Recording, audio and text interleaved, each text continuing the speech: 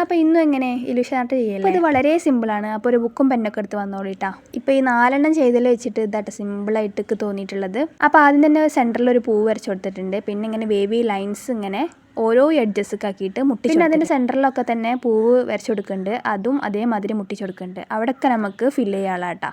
അപ്പോൾ അത് ഞാൻ ഫിനിഷ് ആക്കി കൊടുത്തിട്ടുണ്ട്. പിന്നെ നമ്മളിതാ റാറാ പോലെ ഇങ്ങനെ വരച്ച് കൊടുക്കുക.